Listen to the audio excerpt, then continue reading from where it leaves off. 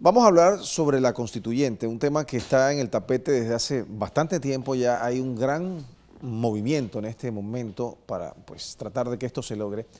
Vamos a conversar sobre este tema con Yakarta Ríos de Consumo Ético. Ella es abogada, está con nosotros esta mañana. Buenos días, Yakarta. Hace una semana más o menos publicaste en tu cuenta de Twitter que esto le convenía al gobierno de alguna forma y que el presidente Varela le podría sacar provecho a la constituyente. ¿A qué te referías con eso? Bueno, me refiero a que este momento no es el escenario más favorable para este tipo de iniciativa. La constituyente es un proceso para la adopción de una nueva constitución. Esto se puede hacer en un momento en que el país tenga otro tipo de panorama. Esa es la definición más corta para constituyente. Exacto. Crear una nueva constitución. Adoptar una nueva constitución. Hay una que se le llama paralela y la otra originaria. Bueno, la que reconoce la Constitución de Panamá es la paralela. ¿Qué significa? Que es una constitución que va a estar paralela a la ya existente. Hasta tanto se conforme y se finalice. Exacto, y cuando finaliza el proceso, una vez finaliza es disuelta. Pero aquí hay gente que sale a la calle a gritar y dice queremos constituyente originaria. Pues no está reconocida. De hecho, se amparan en el artículo 2 de la Constitución, que establece que el poder solo emana del pueblo. Sin embargo, el poder emana del pueblo, pero con arreglo a lo que son los órganos del Estado. Hay una serie de normativas que amparan este principio. O sea, no solo el poder emana del pueblo, sino que está regido por los distintos órganos del Estado, y en virtud de eso, entonces es que funciona el Estado panameño. Yo pienso que no es el momento oportuno porque estamos en un escenario donde los principales partidos están en una gran crisis. Por un lado, el Cambio Democrático, donde los que no están detenidos pues están por serlo. En cuanto al PRD, hay también una indisciplina en el sentido de que el secretario general y el presidente del partido dan una ordenanza y los diputados hacen lo contrario. El PRD cogobierna también con el gobierno actual. Entonces, el más perjudicado, si se hace un proceso constituyente, va a ser la población, porque no hay un contrapeso político.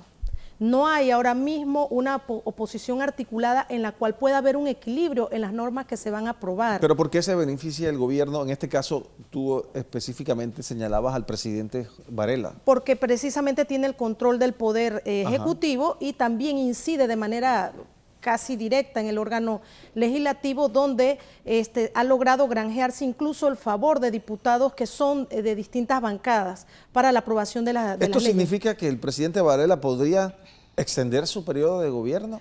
Podría prolongarse en el sentido de aprobar una reelección inmediata. Recordemos que son 60 constituyentes. El artículo 214 establece 60 constituyentes. ¿Quiénes van a salir de constituyentes?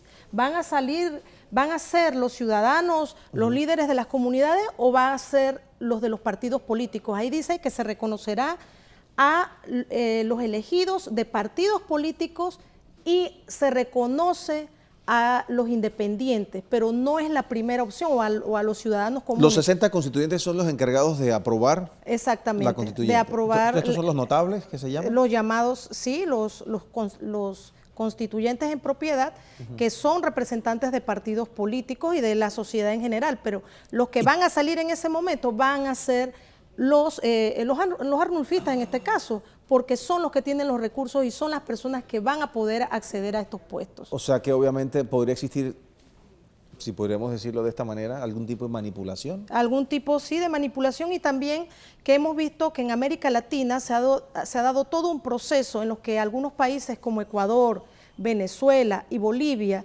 han reformado la Constitución precisamente para perpetuarse en el mandato. En el caso de Nicaragua, Daniel Ortega hizo un arreglo con los liberales donde bajó el porcentaje para precisamente ser elegidos de un 50% a un 30%, y estos arreglos a nivel de Constitución lo que han servido principalmente es para que los gobernantes se asienten y se perpetúen en el poder. O sea, para entender bien tu postura y tu posición, este no es el mejor momento para hacer una constituyente. No es el mejor momento. ¿Saldría favorecido el gobierno probablemente por la influencia y el poder que ejerce en la selección de los constituyentes? Exacto. Y la pregunta del ciudadano es, ¿por qué, si no cumplen con la normativa actual, con la Constitución actual, donde hay presunción de inocencia, donde se tienen que respetar las garantías fundamentales, donde no se debe vulnerar la Constitución en cuanto al nombramiento de los directores de la policía, y todo eso se infringe,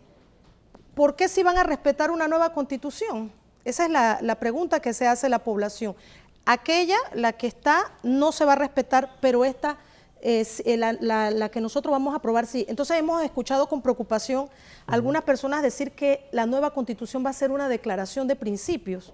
No van a haber normativas taxativas como ¿Qué significa eso para el panameño de a pie? Bueno, por ejemplo, escuché que se dice, el país va a trabajar, o los órganos del Estado van a trabajar por el bien común. Eso es muy ambiguo. Nuestra Constitución es un conjunto de normas explícitas en los temas más sensitivos: garantías fundamentales, salud, educación, lo que es ambiente. Todos los temas están tratados de la manera más explícita posible. Entonces, la nueva viene a ser una declaración de principios como la Constitución norteamericana, donde hay unas normativas muy generales y que van a dar paso a una infracción mayor de lo que son, pues, los derechos que tienen todos los ciudadanos. Entonces no creemos ni que sea oportuno ni que sea el mecanismo más adecuado. Si querían una constituyente, debió haber sido en el primer año de gobierno, cuando el gobierno entró. ¿Por qué ahora? ¿Por qué sería importante una constituyente o cambiar la Constitución? ¿Es realmente necesario? Porque muchos abogan y dicen que en este momento pues la Constitución del 72 ya no da para más. Lo que pasa es que esa es una excusa para amparar la ineficiencia de los funcionarios públicos.